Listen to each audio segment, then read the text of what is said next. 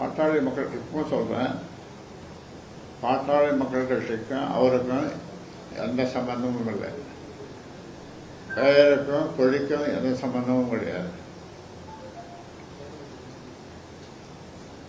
நீங்கள் பார்த்துருப்பீங்க, பொதுக்குழுவில் எவ்வளோ பேர் வந்தாங்க, 8000 பேர்.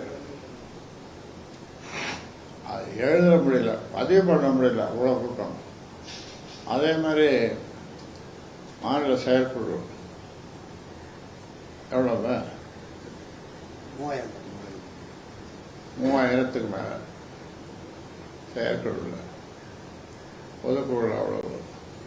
நிர்வாகக்குழுல ஒருத்தர் வரல, அதுதான். மற்றபடி எல்லோரும் வந்தாங்க. எல்லோரும் ஒரு முகமாக ஒரே தீர்மானம் போட்டாங்க. அவரை ஒழுங்கு நடவடிக்கை குழுவினுடைய 2 முறை ஒழுங்கு நடவடிக்கை குழு கூடி பேசி அவர் முடிவின்படி இவர் கட்சியிலிருந்து நீக்கப்பட்டார். அடிப்படை உறுப்பினர் பதவியிலிருந்து நீக்கப்பட்டார். அடிப்படை உறுப்பினர் பதவியிலிருந்து நீக்கப்பட்ட இவர் இன்னைக்கு இதெல்லாம் சொல்றதுக்கு உரிமை கிடையாது, சொல்லவும் கூடாது.